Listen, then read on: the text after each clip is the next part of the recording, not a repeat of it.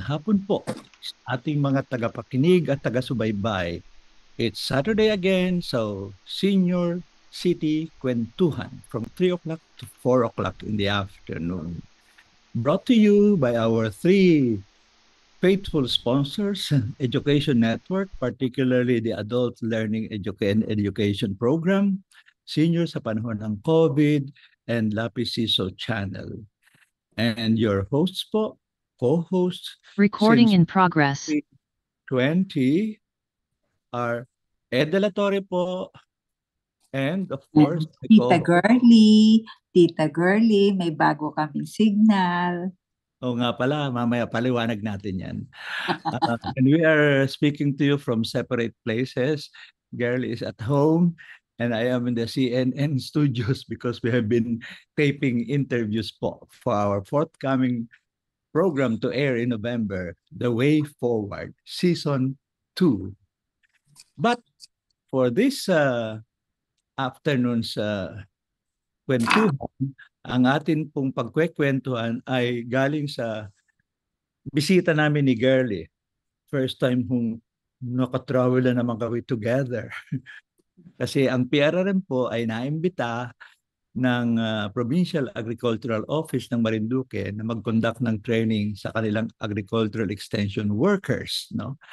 And ako yung sumama at least for the first day, for the opening, and just to visit the chapter. And Girlie joined me. Ang tagal na niyang hindi nakapunta sa Marinduque. So we enjoyed it, although brief. And we took a lot of pictures, managed to record some videos, and yun ang pag-uusapan natin sa hapong ito. At magsimula ho tayo sa ating opening slides. Ayan po, Marinduque Revisited. Kasi nga, ako mismo, last year ho ako bumisita ron. In fact, some of the pictures galing doon. Kay Girlie, naku, ilang taon ka na bumisita, Girlie? 40 years ago. Naku, ang tagal na. Batang-bata po siya. Anyway, kita ho ninyo ang pictures dyan, yun yung training. At ito ho ay pictures ng mga islands pagpalabas ka na sa port ng Bugpok. And yung picture sa harap nga, pagdating namin sa Santa Cruz, ay sabi nung aming guide, magpa-picture kayo sa pinakamalaking Moriones statue rito sa Marinduque. And of course, ang aming in-interview bago kami umalis po ay si Delphine Natal. Mamaya papapakinggan natin siya. Siya ho ang presidente ng PRRM chapter sa Marinduque. Punta ho na tayo sa sabi ko na, lessons in rural development. Hindi naman maraming lessons malalim, pero ang tagal-tagal na rin kasi ng PRRM po sa Marinduque since the early 90s. Let's go to the first po.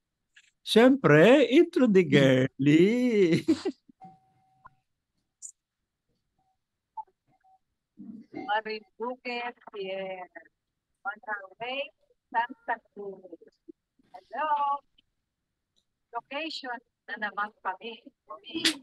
The Senior City. Abangan. Excited na ba? Very short introduction po yan, hindi ba? Tignan natin ang susunod. Ay, ito.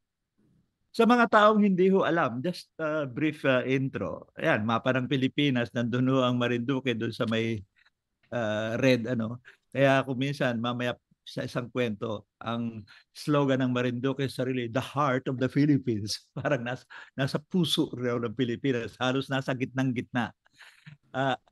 Maliit na isla po, oh. Wala pang 1,000 square kilometers. I remember the whole Philippines, 300,000 square kilometers. At ang population po ay wala pang 250,000. Noong 2020, 213 lang. Kaya sabi sa Wikipedia, it's one of the most densely populated dahil maliit ang land area at saka maraming bulubundukin kaya walang tao ron. Nasa coastal ang karamihan. At more important, 6 lang ang bayan. Nung una ko kaming pumarito last year, nakapunta ako sa Mugpog, doon ang pier, tapos pumunta ako sa Buwak, yun ang kapital, tapos pumunta ako sa Gasan, nandun ang small farm ng training center ng PRRM, at punta akong Buena Vista. Ngayon, nung pumunta kami sa kabila naman, yung Santa Cruz, isa sa pinakamalaking bayan. Ang hindi ko lang napuntahan ay ang Torrijos, no? So, yan po ang just for basic information lang kasi kung minsan nga hindi naman natin alam ang ating geography sa Pilipinas. Punta naman tayo sa susunod. Ito ang interesting. Hindi nyo, kasi tayo alam na pag nagsosurvey-survey ng lupa, ano, yung may muhon sa pag-ita, no, ano ang iyo. Nung sinimulan pa lang magkaroon ng ganyang measurement sa Pilipinas, yung kaya tinawag Geodetic Center, ang unang muhon ay nandun sa Marinduque, particularly sa Pongpong. No? Yan ho ang ang parang unang muhon na nakalimutan ko na kung kailan ito, pero early American times pa eh. Kaya ang tawag nila datum. Ang datum sa Latin ay given. So siguro data. Yun. Ngayon para ang taas ho niyan na sabi sa amin ni Agnes Cristobal na unang nagkwento sa amin, 300 steps yan, Ed. Aba, nung ako'y actual umakyat ay 400 plus. Mabuti lang stage by stage. At ginawa pa nilang 14 stations of the cross para makakapag pahinga bawat station. Yan ho ang yan ang first muhon sa Pilipinas. At para makita niyo, ayun, kaya nilagay, mother of all survey instruments, monuments, mohons. Makikita ho niya yung sa baba, ayun, doon nakatingin yung kasama ko last year. At yung makikita niyo later sa ibang pictures, mula sa pier, makikita niyo yung statue ni Mother Mary. Nandyan pala yun. No? Pero from there ho, ang ganda ng view. Makikita mo yung bay, makikita mo yung small islands. Talagang mafe-feel mo talaga na we are an archipelago. So yan ang unang brief introduction sa ating setting sa Marinduque. Ang susunod po, yung unang video ni Girlie nung padating kami. Nung Thursday, pabalik kami sa Quezon City. Di siyempre sabi ko, i-introduce mo na yung ating senior city sa Sabado at i-record kita. Ganito rin, maikli lang. Walang sound. 28. We are here at the Ward of Balanagan. Choppy. But now we've had days and nights. And it's a wonderful island. So our next episode will be about the fishers, the agricultural issues and situation of Marinduque. See you. Okay. Ang susunod po ay mga ilang still photos habang ako'y nagkwekwento po ng ginawa namin doon. Ang una po ay hindi yan. Ang una po ay ito. Bakit lagi yan? Ayan. Siyempre, ako ho ay bilang presidente ng PRRM sa opening session, ako po yung nagbigay ng presentation. At pagkatapos nun po, yung nasa likod ko, yun ang OIC po ng Provincial Agricultural Office, no? At yung nasa kanan ko po ay isang board member ng probinsya na siya ho ang nag-deliver ng welcome at orientation message ni Governor Velasco. As usual, merong pasalubong na dinala namin ni Girlie at merong plaque. Yan ho ang session. Hanggang doon ho ang papel ko. Pagkatapos nag-video na lang ako pa-interview. Pero sa message ko, binanggit ko na po yung kahalagahan ng rural development. Dahil nga pag development, iniisip lagi urban industrial. Pagkatapos yung rural residual, yung labi. Ay ang whole point ng United Nations Division o Department on Economics and Social Affairs. Pag hindi mo inasikaso ang rural development, ay talagang hindi ma-achieve ang inclusive at sustainable development. Kaya hindi naman either or, kailangan balansyado. We can aspire to have urban industrial development, pero hindi dapat maiwan ang rural development. At ang rural development, hindi lamang agriculture, Kasama ang technology, pati digital technology, kasama ang markets, kasama rin ang mga institutions na kailangan, including education institutions, mga post-harvest facilities at iba. Anyway, hindi naman ho yun ang main topic natin. Gusto ko lang ipakita, proof na nandun ako. Ang susunod po, ayan, wala na ako dyan. Pinadala itong picture sa akin ni Kai Santos, yung naka-grid dyan na staff ng PRRM. Hindi nakuha lahat ang picture kasi dalawa ho more or less ang delegate per town. So yung municipal agriculture officer at saka yung PO leader na chairperson ng uh, Farmers and Fisheries Council, Municipal Council. Pero ang karamihan ng staff ay staff ng Provincial Agricultural Office. At ang nasa harap po, maliban dito sa katabi ni Kai, ay mga staff ng PRRM. Hindi ako sigurado dito sa nasa gitna kung ito ba yung Vice Governor ng Marinduque, kasi wala na ako ron. Kasi ho ang Vice Governor ng Marinduque ay member ho ng PRRM Marinduque chapter long before she ran and won as Vice Governor.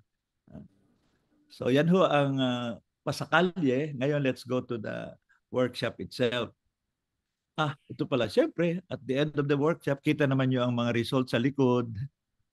Hindi lang yung analysis, ito yung mga resolutions. Siyempre, pa isa-isang binibigyan ng certificate. Pakilala ko lang ho ang PRRM staff nandyan. Ito, si Neneng Lava po, yung nakapula, taga Cavite. Nako, veterano ng trainer. Siyempre susunod si Kai Santos po, parang program development officer at saka trainer ng PRRM. Ang susunod sa kanya po ay si Kato Litz. Magsasaka, lehitimong organic farmer, taga Nueva Ecija na trainer rin. At ang pinakahuli ay si Sharon Taylor. Nagsimulang British volunteer sa Pilipinas, tapos nagstay on na at ngayon po ay staff ng PRRM. Expert ho in marine biology at disaster risk reduction. Pero kinakantyawan siya ng mga mangingis at magsasaka rito nung siya nagtatrabaho. Naku, hindi kayo nandito, Sharon. Sexy mo. Susunod po na picture ito. Ang sa mga bihasa sa training, pag nag-a-analyze, ang ginagamit na nasa problem tree. Ano ba? May ugat, may puno, may mga branches. Ang ginamit na tool ng PRRM training group ay problem web. Parang sapot. So ang idea is connection, pagpatungo doon, cause nung at epekto, diba? Hindi naman ho ito tungkol dyan. Pakita lang ito ang initial output. 4 lang na ilagay ko po, pero 6 yung na-develop nila. Mamaya may comment din yung isang youth volunteer, either nababawan siya sa iba o sa tingin bakit may kulang na iba. Ang whole point, sabi ko sa kanya, relax ka lang, simula sa training, diagnosis muna yan. Ano ang level ng pag-unawa nila? Kaysa bibigay agad natin ng analysis. Ang mahalaga magsimula, ano ba ang level of awareness at consciousness ng mga participants tungkol sa ano ang mga issues sa rural development sa Marinduque, no? Yan ho ang problem web. Ang susunod po, ayan. Kaya ko nilagay ito, Torrijos, kasi kaya ng bayan na hindi ko pa napuntahan. At yun rin ang may short, mga 5-minute video lang tayo sa isang nagpresenta ng paliwanag kung bakit ito ang kanilang parang analysis, no? Ang nakita nila sa baba, nakita nyo, insufficient water supply. Mukhang problema talaga sa Marinduque po, no? Kaya may na-meet ako minsan na isang renewable energy company. Nag-attempt nga rin siyang kumbinsihin ang Marinduque na magkaroon ng solar power desalination. Kasi nga mukhang nagsisip na yung salt water sa iba at kulang ang fresh water for drinking and even for irrigation. Yun ang analysis lang nila. Kaya ito ang analysis niya. Ngayon, para hindi lamang yung drawing, kundi yung boses, 5 minuto lang ho ito. ng participant sa simula ito ng training, ano ang kanyang pagtingin sa problemang ito. Pakinggan po natin siya.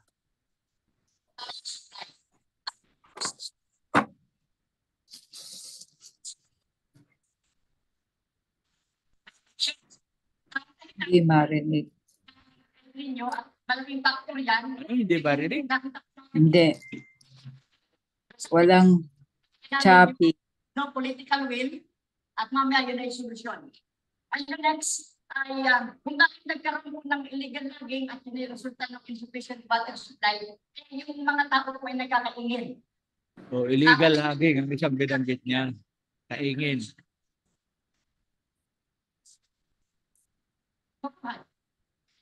I-summarize na lang natin. Oo.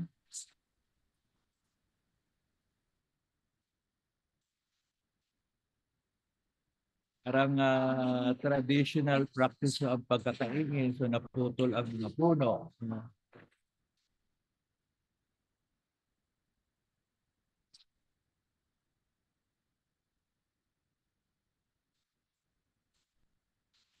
Yun, ang binanggit po niya na kung umuulan, ano, sana may water impounding dam. Ay wala po sa kanila. Kaya isa yun sa proposal nila na gawin ng magtayo ang gobyerno ng water impounding dam para ma-address yung problema ng kulang ang tubig sa kanila po.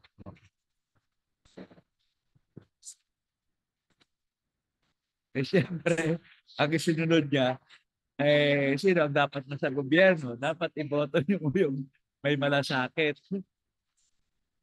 Pero kaya nagtatawanan yung iba, bumawi siya. Hindi ko naman sinasabi yung nakaupo ngayon.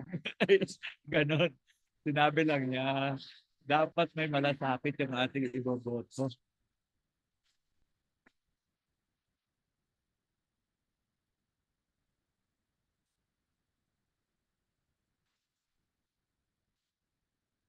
Ganda naman siyang binanggit na may puno sa road widening.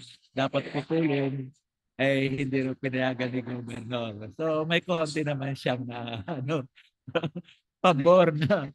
Pero in general, ma-feel natin po na naghahanap pa rin sila lang mas matinong mga opisyal na may malasakit nga sa kapakanan ng mga tao sa komunidad. Lalo na ang mga magsasaka. Yan hoy, ano na, masaya sa simula, bagamat malalaki ang problema. Ganyan tayong Pilipino kung minsan. Kahit problema ang pinag-uusapan, nagpapatawa.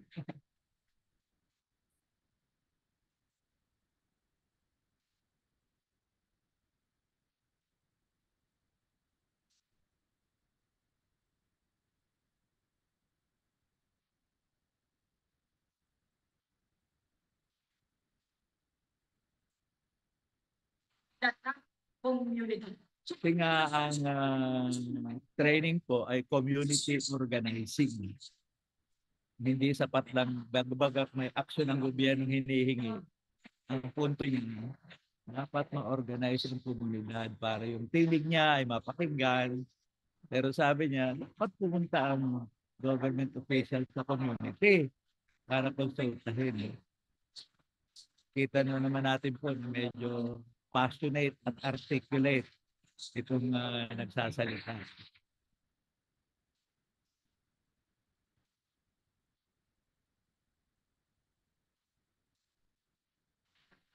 Ito. Pagiging magaling at magandang impact nito sa ating komunidad. Kasi hindi ko makasama ko. Ang interesting po dyan, kahit na very local ang issue, nabanggit niya agad yung climate change, nabanggit ang El Nino. Ayan, siyempre, bawat grupo, iba-iba ang analysis. At hindi na natin papakita yung dahil nga hahaba at saka mukhang mahina ang lakas ng recording. Pero sabi mo nga, girlie, mahina ang sound. Wala. Walang sound. Bakit walang sound? Hindi siya naririnig. I-stop mo na kasi Itanong mo nga kaya kay Ras, bakit hindi marinig? Anong advice niya?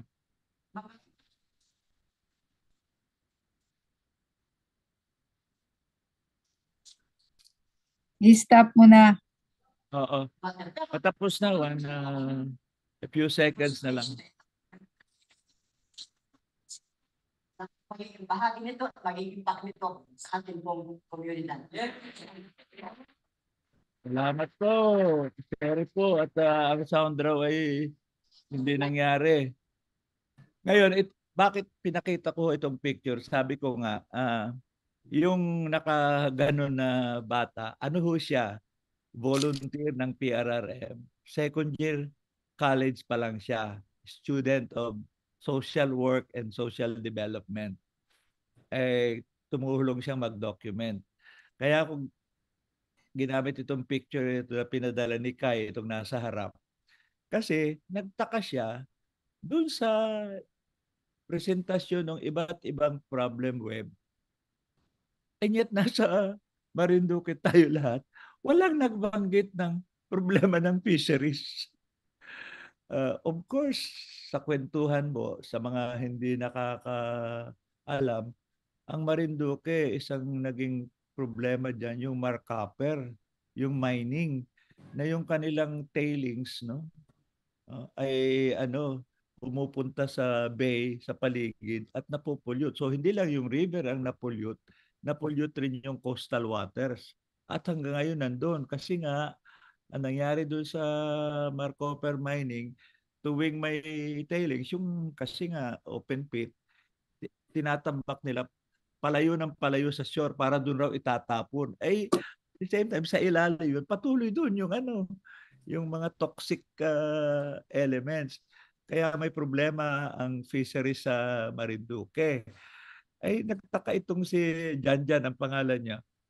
Bakit sa iba't ibang Mugpog, Buwak, Gasan, Buenavista, Torrijos, Santa Cruz, ba't wala ni isang nagbanggit ng isang isyong gusto nilang harapin ay yung fisheries issue, no? Although marami mga fishers organization diyan, ikukwento mamaya ni Delphine, sa man may sound siya, no? Kaya sabi ko na lang sa kanya, siguro nga tanggapin natin na isa rin yun sa, well, hindi sila aware. Baka may iba pa silang mas immediate na problemang iniharap, no? Mula sa deforestation, kulang ang water, ito bang issue. So, naging puzzlement rin ho sa amin yan at related rin yan sa girl yung ating kinakampanyang maging aware tayo na ang Pilipinas, when we talk rural, hindi lamang lupa, hindi lamang bundok, kapatagan, or even coastal, paano yung karagatan? At ano yung yaman ng karagatan? At problema ng karagatan? Yun ang isang parang insight ko dito sa nangyaring bisita sa Marinduque na ang level of awareness, even sa mga nasa isla, ay hindi laging lumilitaw agad pag nag-workshop sila ng ano ang important issues na gusto ninyong harapin.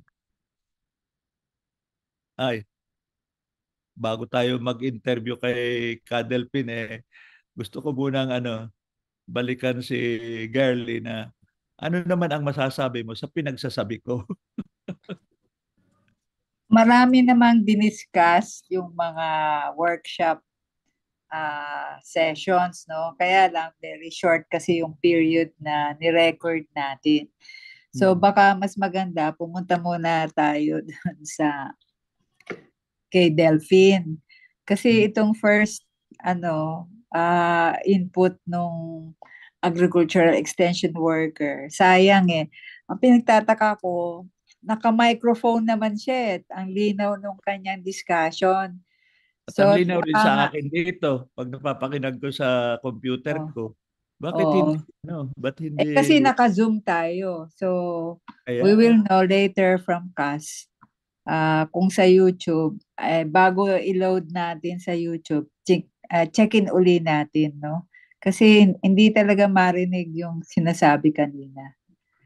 o Anyway, 38 minutes na. So, we should okay, go to sa advice Delphine. po ng aking manager, Technical, ano.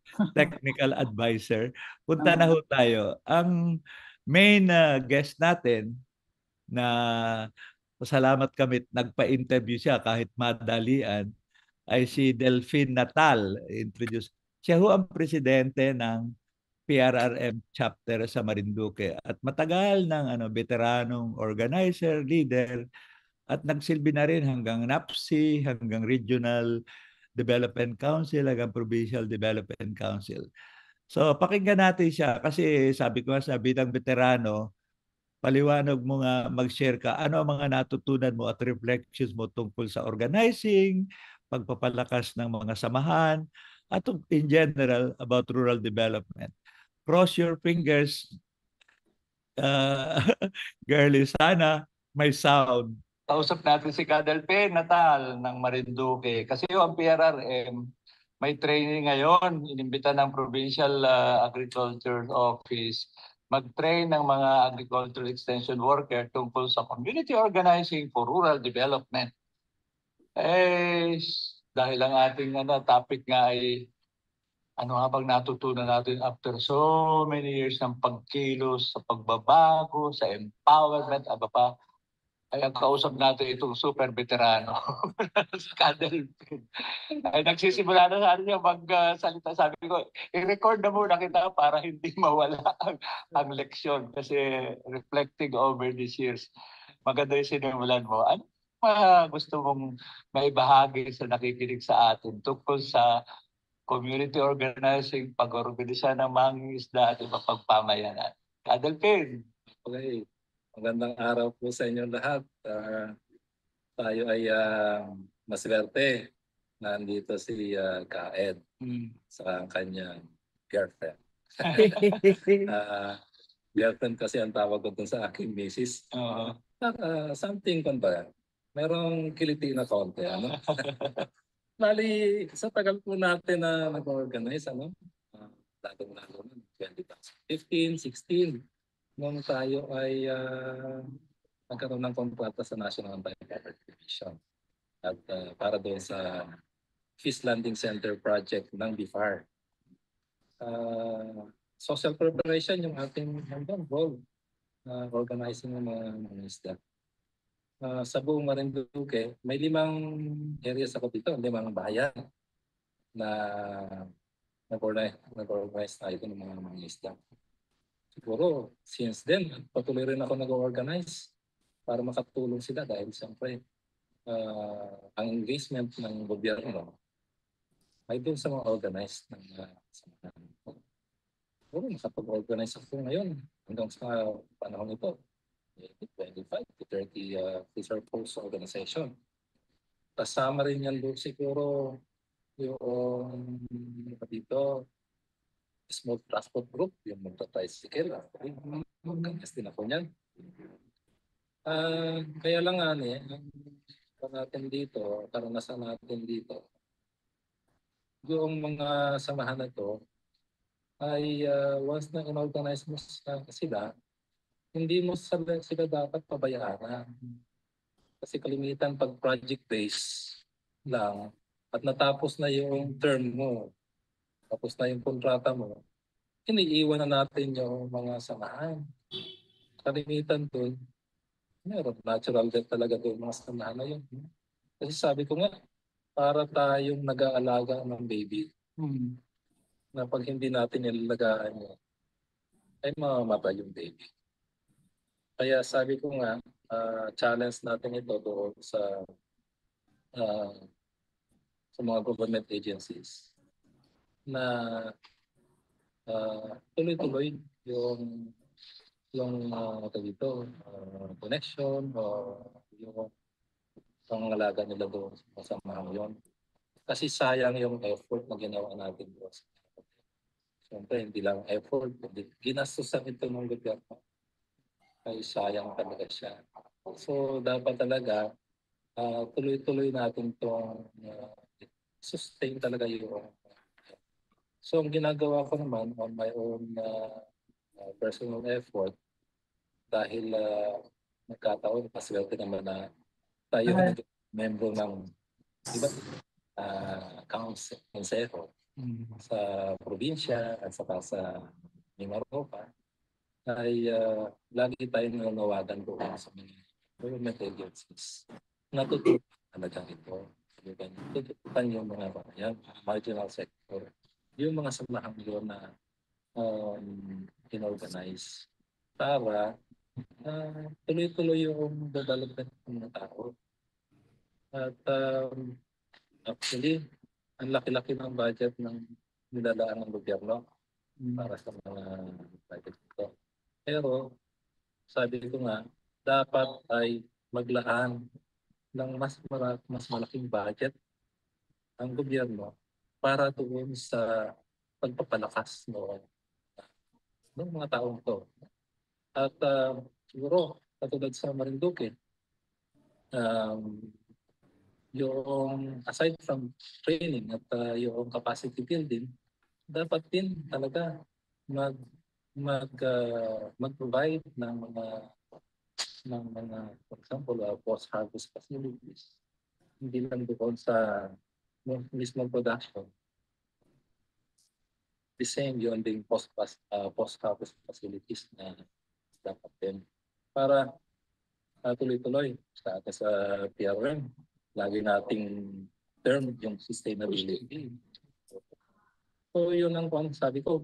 Good naman na tayo, mga civil society organizations, sa PRM, lagi tayong mga engagement sa government. At yun ang lagi talaga nating natutuwa rin naman tayo na nare-recognize tayo ng government. At tayo ay nasasama sa yung policy. Kasama tayo doon. Mag-consulta tayo doon. At yun din naman, yung government talaga dapat exert more effort, more fund para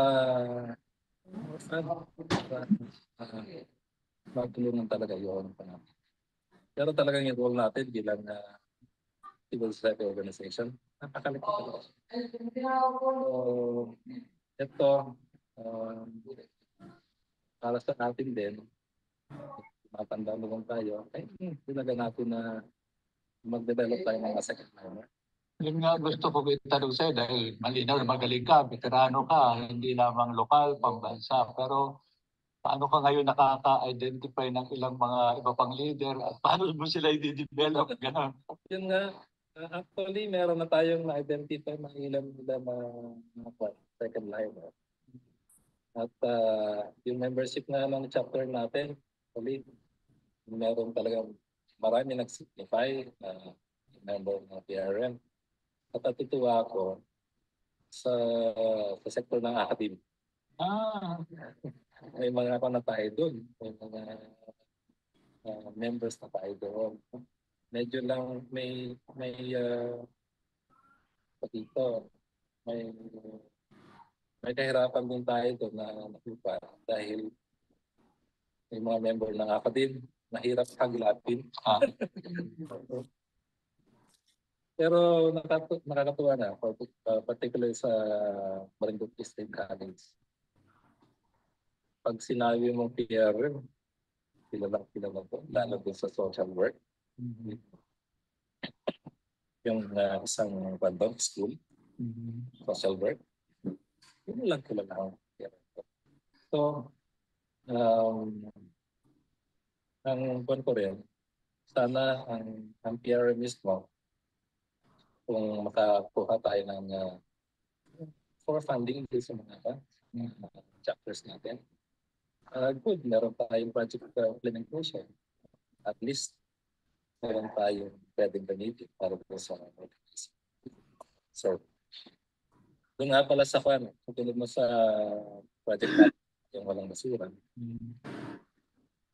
Nag-organize tayo ng mga waste picker. So, ang tawag natin doon ay Eco-Aid. Para medyo actually, breakthrough ito sa buong Marinduque, yung ginawa natin. Organizing ng mga eco-aids. Kapag-organize tayo no, ng sa 40 eco-aids na mismong yung mga barangay nila ang nag-designate sa kanila. Tapos sila yung binigyan natin ng mga mga pedicab, mga equipments. Hindi lang yun. Binigyan natin sila ng training. At breakthrough ito sa probinsya ng Marinduque.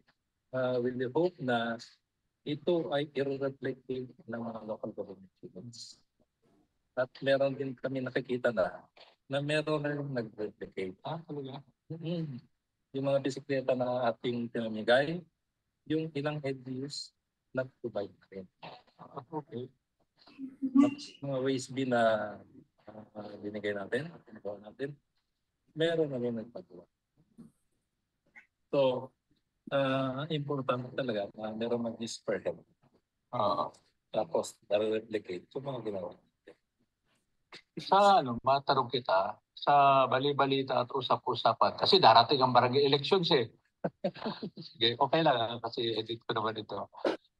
Ano bang sa mga, kasi kuminsan, di ba, pag tayo nakadevelop ng mga samahan, mga PO leaders, either nagre-react yung kapitan mo doon na baka ito'y karibal, o kaya ang iba naman sa kailan talagang sabi, aba, kaya ako naman pala yung leader, pwede kang maging gobyerno na rin, hindi na lamang PO, ano?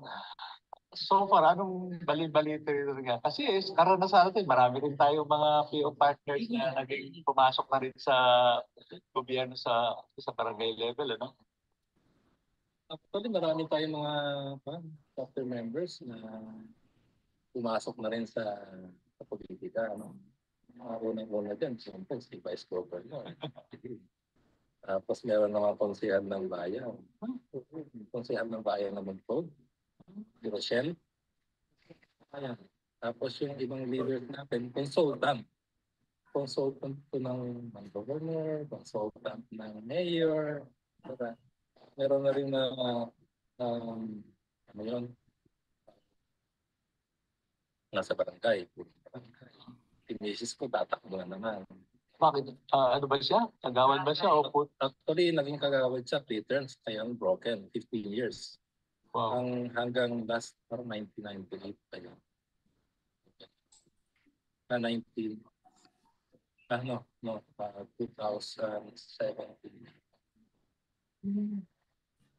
O tatakbo siya ulit ngayon? Tatakbo ulit kasi yung kanyang kaibigan na kagawad ay tatakbo na po ng barangay. Ay ticket niya siyang at sabi nga, yung mga leader na natin sa PRM,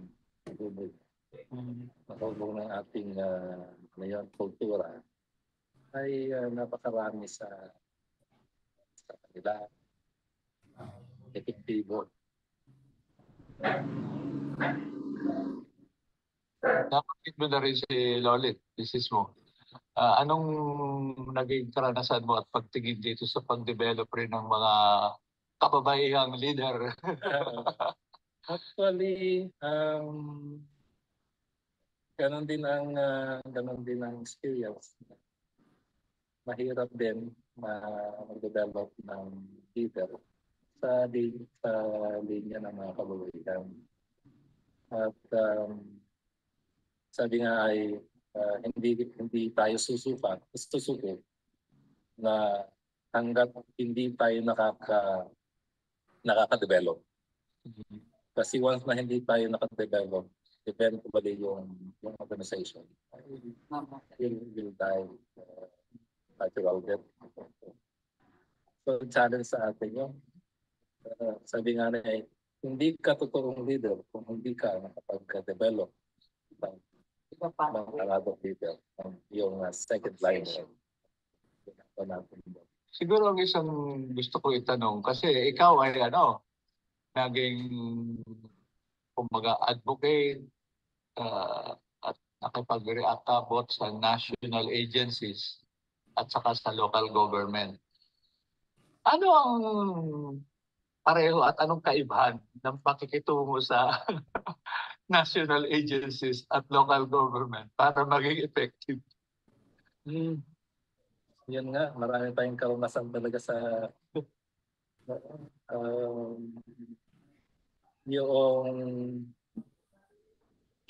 tingin ko marami talagang mga dapat pang baguhin, lalong-lalo din sa local level. Oo. Yung mga regional levels natin, well established na kasi siya. At well established na siya. At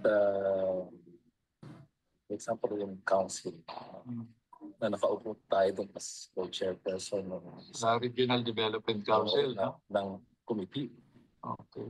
Nakita natin yung trust and confidence ng mga national government agencies kasi tinatahan ko sa election. Pero yung sa probinsya naman, ganun din.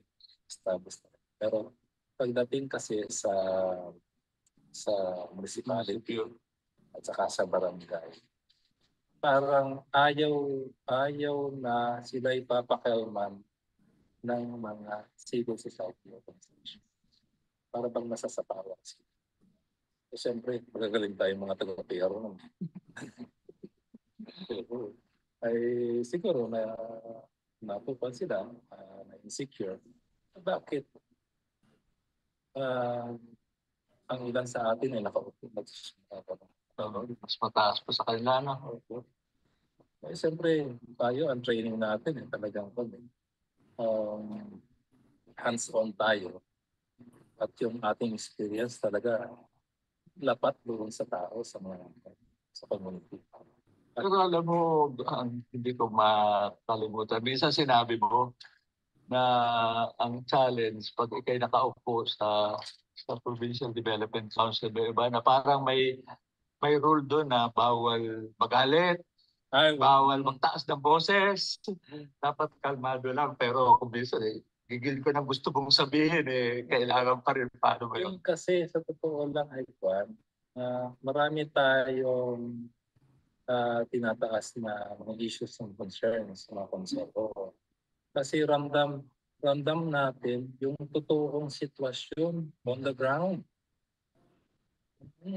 For example, yung issue ng mga magpa-tricycle, na kung saan, officer din ako dun organizer din ako ng mga small transport group dito sa Gasin. 15, actually federated na yun, yung toda ng bansa. At naging instrumental din tayo doon sa organizing at pag-prepare ng mga dokumento nito. Tulong natin sa ako. So, yung issues and concerns na pinaharap ng mga small transport group ay nadadala natin dito sa iba't ibang konseho sa lokal saka sa regional. At nabanggit ko nga, Mage, na bakit ba parang hindi pinapakinggan yung natin, yung mga hinaing natin doon. At sabi ko nga, gusto mong magalit o magtaas ng boses, pero hindi pwede. Kasi makupan tayo doon, mapapagalitan tayo doon. So, ganun pa man, patuloy natin ipaglalaban natin yung mga karapatan ng mga marginal sector. Kasi siyempre, kaisa tayo ng mga tao na yun. Yun, may dalawang maikli pang susunod. Pero ano munang kasi quiet si Gerlet. Ako lang nagsasalita. Gusto ko na mapakinggan ang tinig ng aking co-host at komentaryo. Nag-aayos kasi kami ni Cass ng audio at saka feedback. Pero And napakinggan naman oo, yun. oo. Kaya lang pag kumikibo siguro si Delphine, yung volume ng niya, Mababa. titig niya. Oh. At saka siguro baka kailangan ding i-rehearse siya kasi sunod-sunod yung pagpapaliwanag niya na gusto natin sana na mas mapalalim. Halimbawa, I would have asked him, bakit nahihirapan silang i-organize yung mga kababaihan? Mantalang sa karanasan naman namin, simula nung 80s, ganyan, basta't natumbok mo naman yung problema ng mga kababaihan, sila mismo, mahusay talaga silang mag-organisa. Kaya hindi ko rin naman nung natanong na si Delphine, sino ba, si Kalolit ba, yung asawa ba niya, o iba pang mga CO ang lumalapit sa mga kababaihan. Kasi iba yung kapag mismo yung sanay na mag-organisa ng kababaihan ang nagsisimula, sigurado ka na sasali yung mga kababaihan. Yun ang Si takeaway. Lolit nga ang presidente Mm. rin ng isang samahan, ang samahan Oo. ng kababaihan sa Marinduque. Yeah. At sabi mo nga, Oo. tatakbo pang barangay kagawad eh. Kaya nga. So, Ah. sigurado, mas kabado niya yung mga issues ng kababaihan kasi siya rin mismo, nanay naman siya, tsaka ando na siya sa larangan ng pagtulong. At hindi ba, naging kagawad pa nga siya. Ganun. O kapitan, di ba? Parang Kagawad dati. kagawad, oo. Okay lang, ganyan. Pero yung binanggit mo, ako nabigla doon sa binanggit niya. Akala ko, pwede niyang sabihin, sa local government, mas madali silang maka-access, lalo sa barangay. Pero, at ang national mas mahirap. Parang karanasan ni Delphine baliktad no? Para bang hindi ganun ka-insecure o defensive yung provincial at regional officials na kausap niya. Pinapakinggan siya, bagamat siyempre, sabi nga niya, may protocol na hindi pwede magtaas ng boses. Tapos pero pag barangay, para ang feeling ng iba, bakit ka nakikialam rito? At saka, bakit mas mataas pa ang pwesto mo kaysa sa akin? First time ko napakinggan, I would have expected ang lokal mas bukas sa local people's participation. Awan ko lang, baka naman ang tingin sa kanila tulad ng tingin ng iba sa NGO rin tulad ng PRRM ay para bagang astang mas magaling at nanghihimasok at hindi marunong ewan ko lang. Pero isa yun sa nabigla rin ako.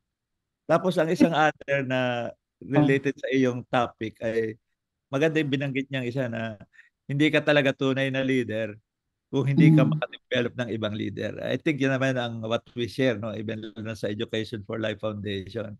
Sa tingin natin, mahalagang may NGO staff, mahalagang may mga organizers, pero kahuli-hulihan, ang pinakamahalaga yung community leader. Kasi sila ang nasa pwesto, sila ang alam ang pulso, at sila ang nandun.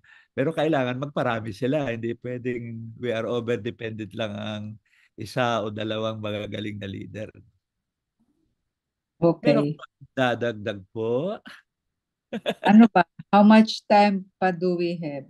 Kasi Well, we're already 3:48. May dalawang maikling mga tig 2 or 3 minutes na lang kinat ko dun sa kanyang interview. Pakinggan mo natin yung sunod. Interesting ito eh. Kausap natin si Kadelpe, Natal.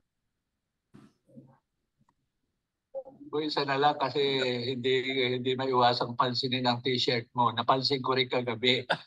Ano ba yung One ECMCO movement? Bali po ay uniform kasi ito ng electric co-op namin, ang Marinduque Electric Cooperative. Founded ito ng 1973.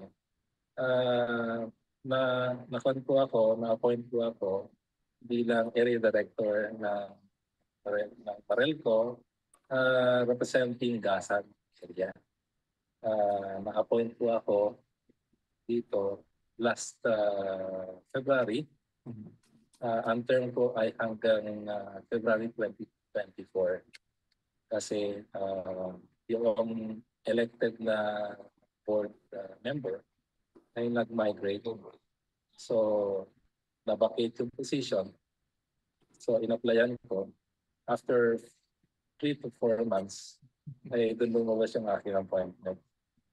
And isang challenge din ito dahil ang pinaglilingkuran natin dito ay yung mga member consumers natin. At karamihan sa kanila rin kasi ay naroon sa marginal sector. Natutuwa din ako dahil siyempre lumalawak yung ating gawain, lumalawak yung advocacy natin at mas marami tayong matulungan. Medyo mapagod lang nga talagang. Pero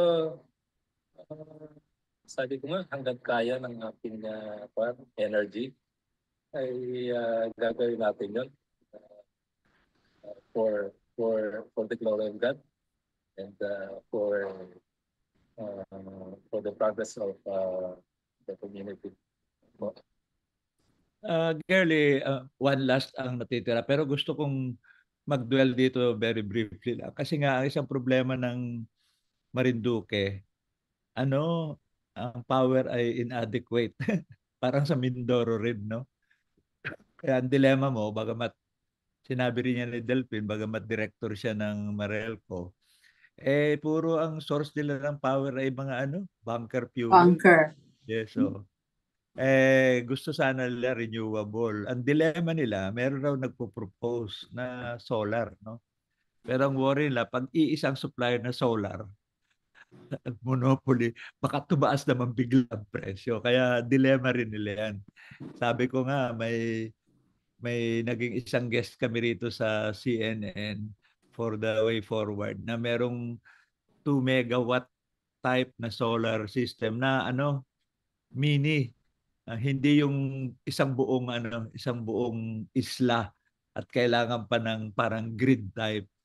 Baka kako yun ay pwede. Pero alam na rin naman natin na kasi ang topic ka natin rural development. Isa yun sa natutunan natin, no? Mula nung ako'y na-involve sa NEA at ikaw na rin na-involve. Nakilala natin si Father Paking, si General Dumul, si Edith at iba pa. Ang laki pala ng papel talaga ng rural electrification for rural development. Kasi pag wala yan, paano? At hindi na lamang electricity as such. Paano ngayong connectivity? Pag ngayon mahirap mabuhay ang tao, tayo rin mahirap mabuhay kung walang wifi, walang cellphone connectivity. Suddenly, we think rural, don't think only agriculture, don't think only production, don't think only tractors or machines or roads or bridges and water. Electricity, yung affordable, reliable, no? At mas maganda sana renewable. I think yun ang isang advocacy natin na pinagsamahan naman. Don't you think so, girlie? Yes. At bigla ko naisip, nung tayo ay usap kay Father Paking at saka kina Edita. Nung panahon ni Senior Ferdinand Marcos, yun talaga, sabi ni na General Dumon, at lahat ng na-hire nila, nag-field work talaga sila sa bawat probinsya at bawat bayan paano gagawin yung electrification sa rural areas. Kasi tayo noon bilang activists, we weren't really aware that was one achievement under Ferdinand Sr. Ironically. Baka naman si Junior maantig ang damdamin kasi gusto naman niyang may ma-develop sa atin kasi hindi daw naman siya basta magiging makatotohanan. Pero baka isang way yan na maglabi yung mga probinsya na dependent pa sa fossil fuel sources, no? 'Di ba? Gawin na lang nila na yung na-accomplish dun sa 20 years ni Senior ay ipagpatuloy ni Junior para hanggang sitio, 'di ba? Ang susunod na sinabi naman ni Father Silva, kung kakayahin, gumamit ng all kinds of renewable sources. Mix, Hindi renewable. ba? At yun nga isang magiging part ng ating advocacy sa rural development and reconstruction. Energy sources that are renewable, di ba? Kaya nga susunod nating interviewin yung mga nakakaintindi ng renewable energy. Katulad ni na Borley, yung mga Okay. bata natin na scientist. At saka sa Yan. framework ng just transition. Hindi pwedeng Yes. kasi Yes. may mix. Pero simula, pasukan na ng renewable Yes. kahit na may fossil pa. Okay. Insights. Okay. Last item Yes. na ngayon. Oh. Interesting ito. May connection sa atin personal. Oh. Bakit? Tinan mo. Ngayon, binanggit mo yung for the glory of God na yan. For the glory of God. Hindi ka lang Marelco, hindi ka lang PRRM, hindi ka lamang organizer at advocate. Ikaw pala pari rin. Pati banggit kayo, most people are not aware eh. Opo. Bali po ay nung ako ay mag-retire na, actually early retirement din. Sa post office siya, Nandito, empleyado. 12. Sabi ko, ano kaya gagawin ko sa buhay ko after my retirement? Sabi ko, after many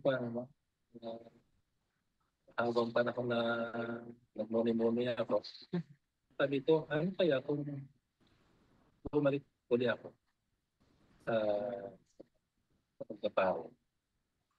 Kaya lang sa ating Roman Catholic Church, hindi allowed yung may asawa na Catholic. Pero ito'y allowed naman sa Eastern Catholic. So, luckily naman, may na-meet ako na former SVD na obispo noong Eastern Catholic. At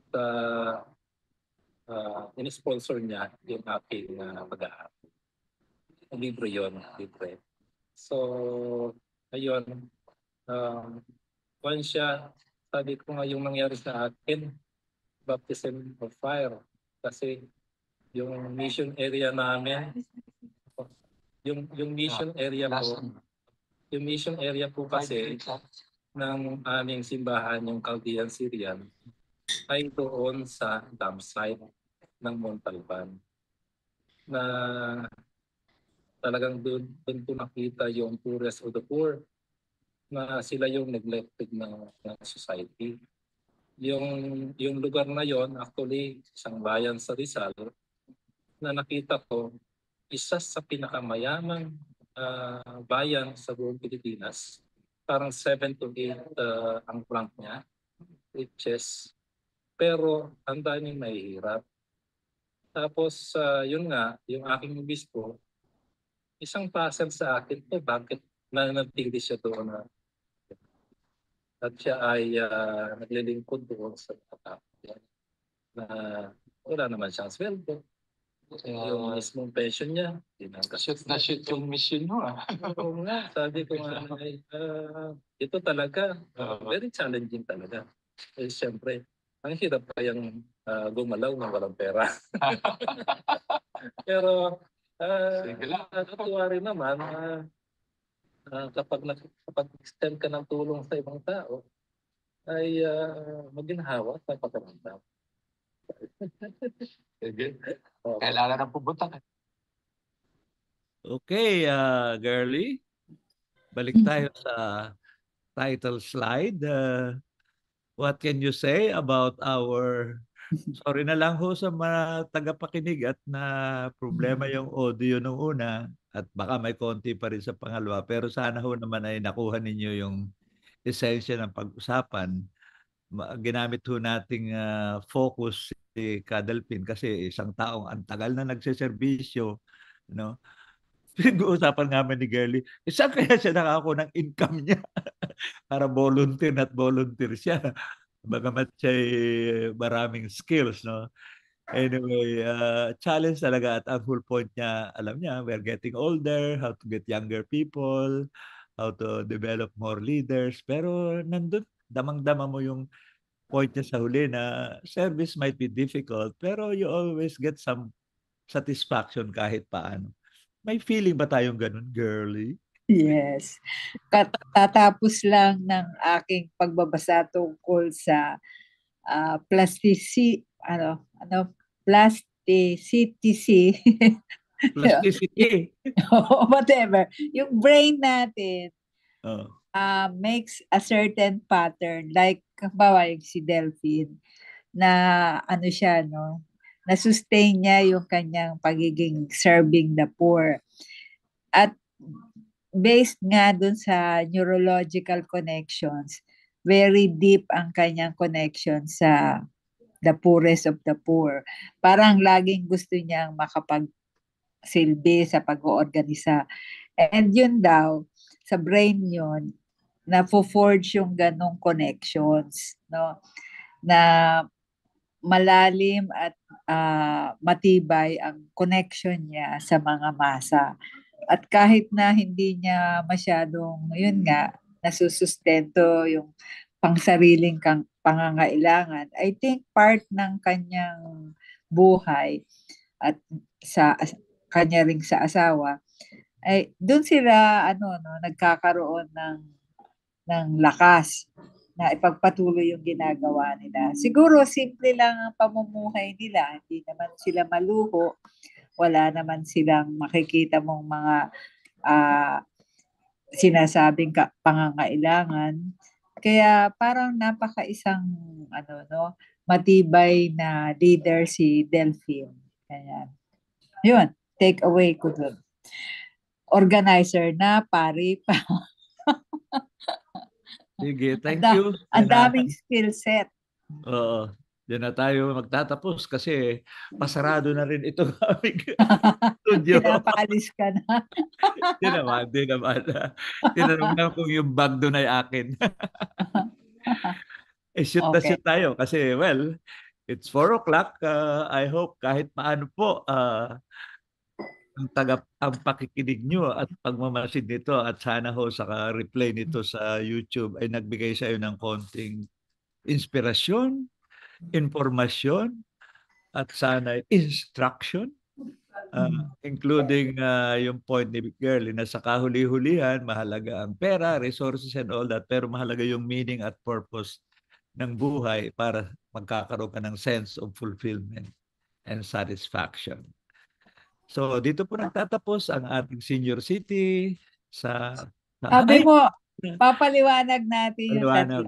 Sa Lunes po, magkakaroon ng press con sa Limbaga 77. Maglo-launch po tayo ng campaign for gift giving for Christmas sa mga mangingisda, baka kasama na ang Coast Guard at iba, sa West Philippine Sea. Na ang slogan po nila ay atin to. Pero sa PRRM ho, mas broader ang aming slogan, mana natin. Maritime and archipelagic nation ang Pilipinas. That's our heritage. Let us appreciate it. Let us develop it. But if need be, defend it. Ay itong mga kabataang kausap at sinabing, sali ka sa ating kampanya. Oy, gimmick nila magkakaroon ito parang sa Hunger Games. Protest ito at W ito. Pero sabi nga nung iba pa, pag kami Gen Z, ganito kami. Naku, sa kanilang heart. Anyway, tingnan ho natin kung maganda mangyari doon. Baka isa magiging topic natin sa susunod na Sabado. Mana natin at atin to.